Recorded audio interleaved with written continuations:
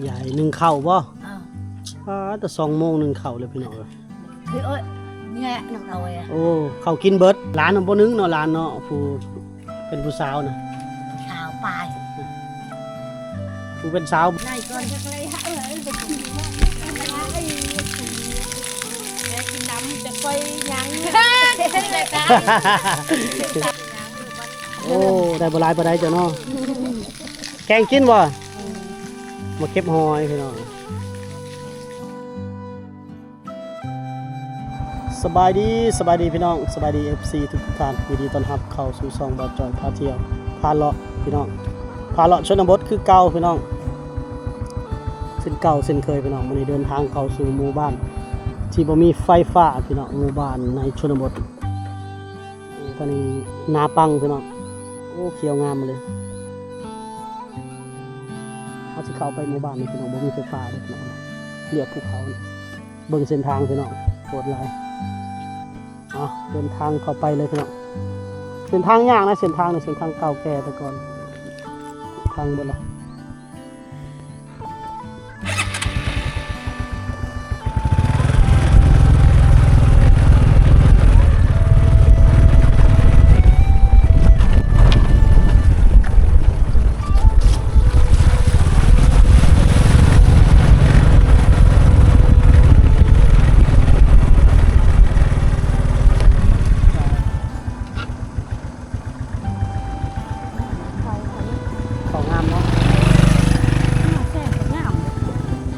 น้ำบลายเลยพี่น้อง พอดีเนาะเฮ็ดนาปีแต่เขา แถวนี้เพิ่นเฮ็ดนาปีบ่ได้เด้อพี่น้องเอ้ยฝนหลายน้ำหลายคันเฮ็ดนาปังน่ะได้เขตนี้พี่น้องหรือว่าพี่น้อง FC มีความรู้ด้านนี้บ่เนาะช่วยเม่นมาบอกนะพี่น้องคนแต่ละปีนี่เฮ็ดนาปีนี่คือได้เขาน้อยอีหลีเนาะคันนาปังเลยมันได้เข้าเต็มแม็กเลยพี่น้องนี่คือเป็นร้อยเป็นตัวคันเฮ็ดนาปีละประมาณ20 สอบ30 สอบต่อปีนึงโอเคเดินทางต่อเลย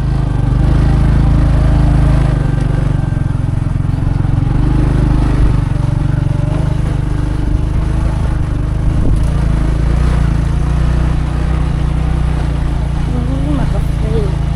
ของกาแฟซุปแล้วเนาะ ซุปแดดสลานพี่เจ้าบริเก็บเนาะ น่าจะบ่มีเวลาเก็บเลย โอ้โหคือทำร้ายขนาดนี้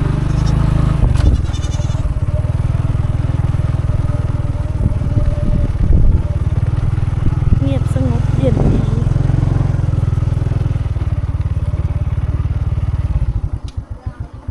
โอ้โห คนได้น้ำลิ้นเลยอยู่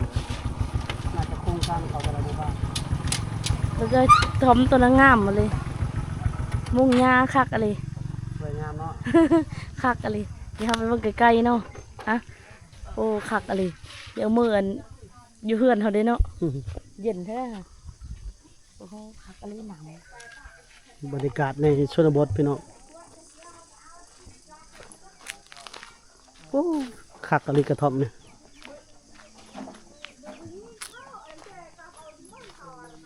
เป็นเห็ดกระท่อมใหม่นอนเย็นดีเนาะโอ้อยากได้เลยเนาะกระท่อมนอนเย็นพี่น้องสารเองนะนี่พี่น้องเพิ่นสารเองทั้งเบิดเลยสวยงาม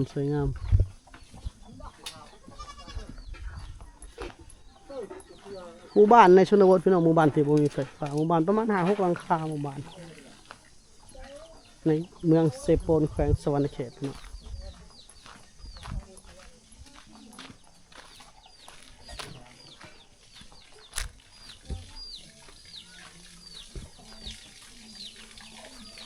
คนได้น้ำลิ้นแล้วแถวนี้พี่น้อง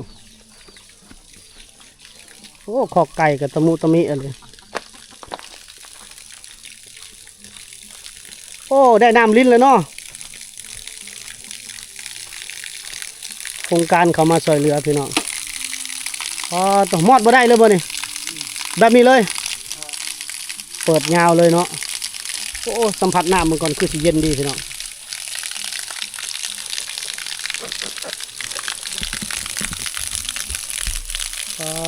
ต่อคือจะต่อมาแต่ผู้ไปแล้วนี่บ่มีปั๊มนะพี่น้องเอ้ยว้าตัวเย็นคักเลยสบานเพิ่นก็สบายแล้วบัดนี้พี่น้องบ่ได้ไปหามน้ำไกลแล้วน้ำรินให้ทีมงานเอาเข้ามานะ มันก็มีเนี่ยปิดเนี่ยเปิดเลย บ่ได้ปิดและเปิดตลอด24ชั่วโมง มันมาในนั้นละน้ำนี่เนาะ ก็เพิ่นต่อมาจากภูเขาพุ่นแหล้ว โอ้ยคักเลยเย็นคักเลยมันจะบ่มีถังบ่มีแท่งใด ได้เลยเนี่ย แนมหาแท่งน้ำก็บ่เห็นพี่น้ ได้ อง น้ำบัดน้ำแบบนี้ บัดยามแต่ว่าอันนี้ไหลตลอดแรงตลอดฝนนะ ทุกคนเอามาเดินมาหานั่นนี่เลย จักมาได้บ่จักคือกัน เย็นคักอะไรบ่นี่เห็ดท้อนี่มากเส้นแขน เขาเจ้าต่อมาแต่ภูเขา แต่ก้อนคอก้อนพระเจ้าบ่เนาะ บ่แหล้วคือใส่มาอันนี้เพิ่นต่อเขาสวนเพิ่นนี่ โอ้ก็คุดห้องข้างในเลย เฮ็ดทางน้ำไหล ตอนนี้จะใช้แม่อาบน้ำกลางค่ำกลางคืนกันเนาะมันฮ้อนที่นี่เห็นไหม อืม ก้อนคือลำบากอันนี้นั้นบอกอันมอเตอร์มอพี่เลยเล่านี่ ลองไถบ่นู้นมันง่ายได้บ่ล่ะ บ่มันอยู่นี่บอกได้ไหมไร บ่ฮู้ละ มันเป็นโอ้ผู้ใดในสินี่มาในนี่ ก็ต่อมาแต่ภูเขาพุ่น เออ นี่สิมองอันนี้น่าจะเป็นลานเขา ครับเนาะ อืม เย็นดีได้น้ำนะ ใหญ่นึ่งข้าวบ่ อ้าว แต่2 โมงนึ่งข้าวเลยพี่น้องเอ้ย คือเอ้ยแง่น้ำเราเอ้ย โอ้ข้าวกินเบิดต้องนึ่งแต่เว้นเนาะ แง่ก่อนเจ้าจ่าแกคืออันไอ้กาอันแก เด้อเพิ่นว่าลูกหลานสิกินเด้แต่ต้องนึ่งแต่เว้น ว่ากัดไหนโอ้เรามูจับคือตะข้าม โอ้ลูกหลานน้อยกำลังกินข้าวเพิ่นว่าเพิ่นเว้าภาษา เขา บาลู เบื้องจับ อยู่กับหลานเนาะเอาหลานจักคนหลานน่ะชนะ นางชนะเธอไปโพนะเมืองน่ะไปมักแชมอันก็กลอกคือแก้วก็ โอ้ ตำข่าวก็ โดย กัดมาไหนแช่มาไหนเปะตะวงคือมันน้ำเมืองน่ะไปเลยแช่มาไหน 4-5 คนเราหลานหลายพี่น้อง ลายนะเอาวีนะ พ่อแม่เขาก็ยังอยู่เนาะพ่อแม่เขาไปใช้ แม่น่ะแม่นะ อ่า น้องปอยขละเธอน้องไปช่วยจ้า โอ้ไปหากินเนาะข้างหมอเขาแล้วเพิ่นเขาให้เด้อพี่น้อง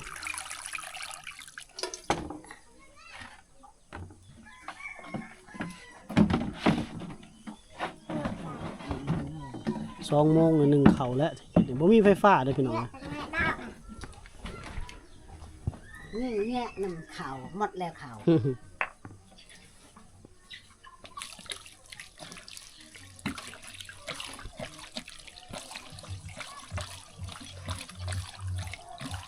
ข้าวขับด้วยกันข้าวตำเอาได้เนาะ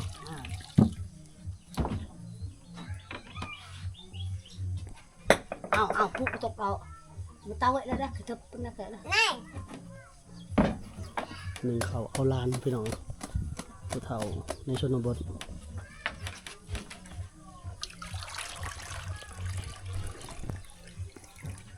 มาถ่ายมันพวกเราตาอัน ร้านบ่นึงเนาะร้านเนาะผู้เป็นผู้สาวนะ ผู้ชาวไป ผู้เป็นสาวบ่นึงเข้าให้เนาะให้แม่เฒ่าให้ร้านให้แม่เฒ่าเนาะ1เนาะ คือนั่นแต่แกนี่ทำเชื่อจ้าเดาไอ้เชี่ยไหนคือกันข้าวอันเชี่ย ร้านจะกินข้าวแล้วบัดนี้ เนี่ย ข้าวเบิดแล้วแม่เฒ่าว่ะโอ้ยเห็นแม่เฒ่าอยู่เด้อพี่น้อง อ้าวหมดกันข้าวอ้าวมา เป็นครัวเราก็โอ้พี่น้องดังเดิมขนาดพี่น้อง เขาคุณป้าเจอเนี่ยจ้า ได้ข้าวกินหยังกินข้าวกับหยังอะยะร้านกินข้าวกับหยัง กันองข้าว กินข้าวดีดอเนาะ กินองค์ข้าวเนาะ อย่าออกđâu นี่เฮือนเพิ่นนี่5-6 คนผู้ใดพี่น้องเอ้ยทั้งลูกชายก็อยู่นี่ลูกพ่อแม่เด็กน้อยนะพี่น้อง แต่อันก็ หลานสาวเพิ่นไปแล้วหลานสาวเพิ่น เอา หลาน ไปเนี่ยไปเลยเราไปแหละ เออ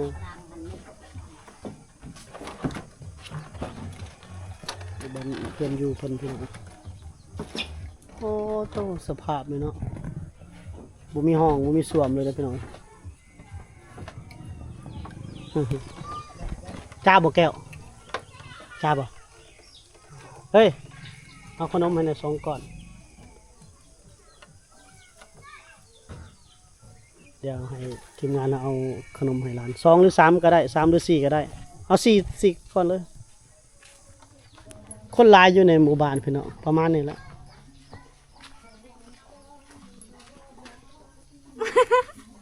ใครเบิ่งดูสาวบ้านใดนี่เอ้าคือมาพี่เลย ไปเล่น มาลิน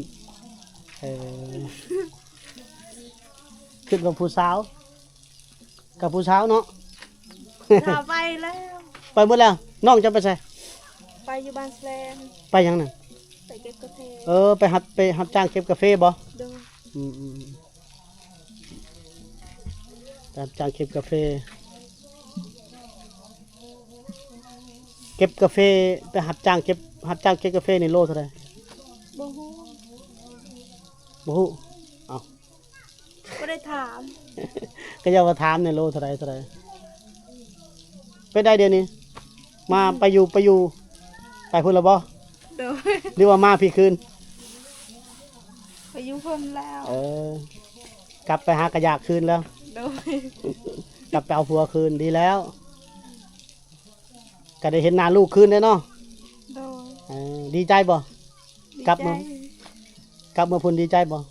มีความสุขบ่เมื่อกลับมาอยู่น้ำผัว มีความสุข กลับมาอยู่น้ำผัวเก่าแล้วพี่น้องแต่ก่อนเพิ่นเลิกกับผัวจักปีก็อยู่ปะอยู่ 2 ปี 2 ปีได้กลับคืนบัดนี้เนาะ เดิน ดีใจน้ำลายกลับมาสร้างเริ่มต้นใหม่อีกเนาะ เดิน เขาก็หักแพงคือเก่าติบัดนี้ โดยหักแพงคือเก่า ดีใจน้ำเพิ่นบ่ทะเลหลังคาเฮือนพี่น้องประมาณ 6-7 หลังคาเฮือนบ่งัวกะ ก่อนจะไปหาเลยบอกผมว่า แม่กินน้ำจะค่อยยัง จู้ตะแหละไหน เราตะกรอ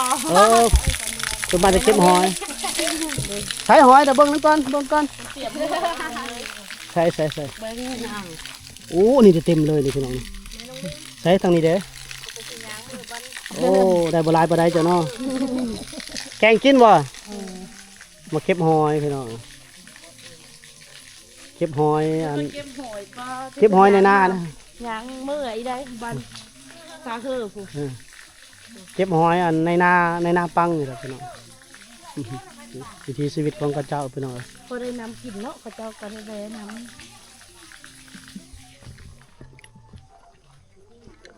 หมู่บ้านบ่มีไฟฟ้าพี่น้องแต่ว่า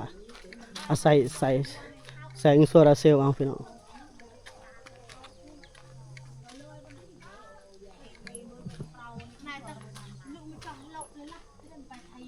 อันนี้เฮือนใหญ่เฮือนเดิมเฮือนเก่าเฮือนแก่อยู่นี่แหละ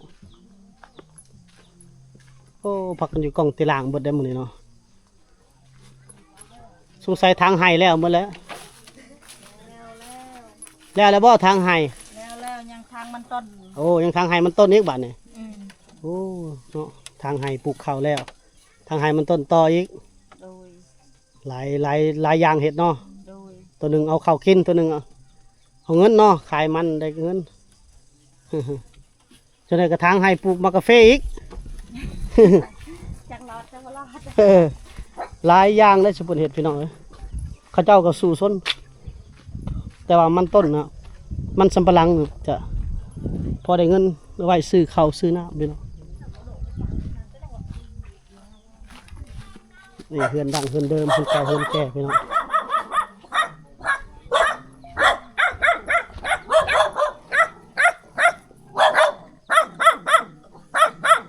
เฮือนนี่ก็เป็นเฮือนโบราณหลายปีแล้วพี่น้อง มาพอได้เบิ่งเนาะ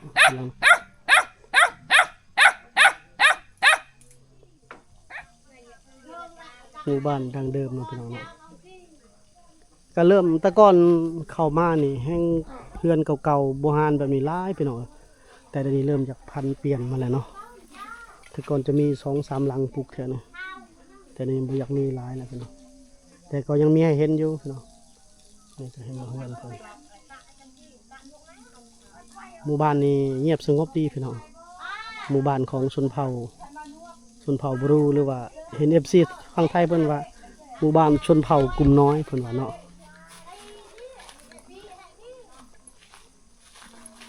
ขอกเป็ดขอกไก่โอ้จักต้นหนักอย่างได้นี่พี่น้อง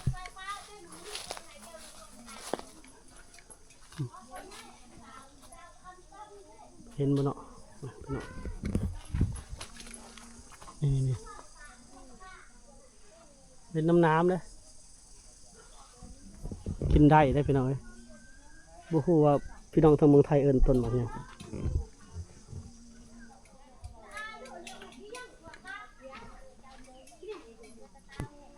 นี่เหล้าเขาเพิ่นเนาะสวนครัวสวนผักก็มีกันแต่ว่าน้ำมันไกล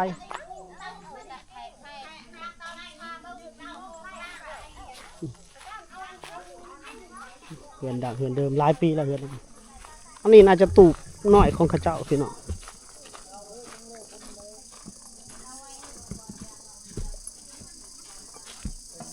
ตูกน้อยสาวๆนี่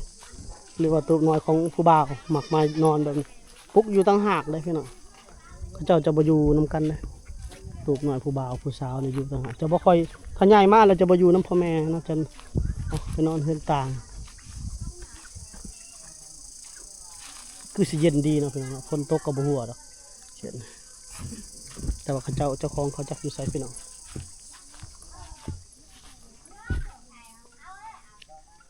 นี่ก็เฮือนดังเดิมเฮือนเก่าแก่โอเคแล้วพี่น้องเนาะนี่คือเรื่องราวการเดินทางของเฮามื้อนี้นี่คือหมู่บ้านชนบทในลาวพี่น้องหมู่บ้านที่บ่มีไฟฟ้าหมู่บ้านที่บ่มีน้ำประปาเนาะแต่ว่าทดแทนด้วยน้ำลิ้นจากภูเขาซึ่งก็เริ่มมีเข้ามาสู่หมู่บ้านแต่ละหมู่บ้านแล้วเนาะพี่น้องเอาพาเที่ยวพาเลาะตามชนบทพี่น้องฝากกดไลค์กดแชร์ให้กำลังใจบ่จอยพาเที่ยวนี่เด้อพี่น้องนะถ้าชอบถ้ามักคลิปแบบนี้ก็อย่าลืมกดไลค์กดแชร์แล้วเข้ามาคอมเมนต์ให้กำลังใจของบ่จอยหลายๆเด้อพี่น้องเนาะเพราะว่าเฮาก็พยายามอัพคลิปหาคลิปมาลงให้ทำชมได้เบิ่งได้ชมนํกันเรื่อยๆเด้อพี่น้องเด้อสุดท้ายแล้วขอขอบใจขอขอบคุณ FC ทุกท่านที่ให้การสนับสนุนตลอดเสมอมาพบกันใหม่ในพี่หน้าพี่น้องสำหรับพี่นี้สบายดี